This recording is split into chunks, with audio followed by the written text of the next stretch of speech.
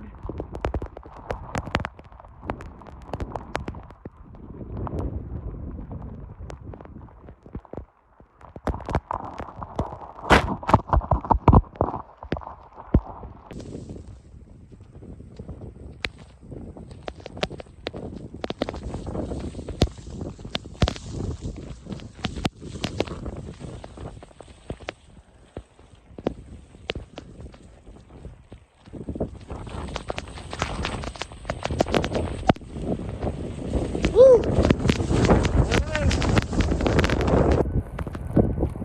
Here comes the big gravity wave. Here comes the big wind.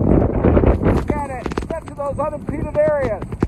Comes in gusts out here, though. These are gravity waves. They're getting reflected downstream from the main ridge. So the winds will come in surges, and sometimes they'll even be damaging. Take it all the way down to the ground. The road at Highway 2 is closed just above me.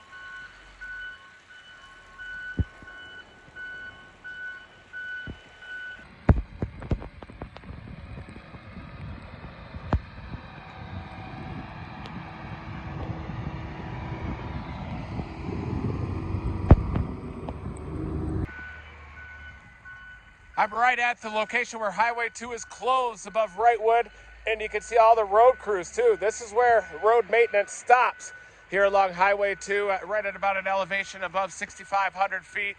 But you can see the road crews are piling up all the snow. We're starting to close in on 2 feet here at Inspiration Point, just above Wrightwood. Blizzard conditions are happening across the higher terrain up there, up near the highest ridges. Those exposed ridges are getting blasted with winds that are gusting over 75 miles an hour, creating basically deadly blizzard conditions up there, but that's confined to the ridges largely in those areas where the wind is getting funneled.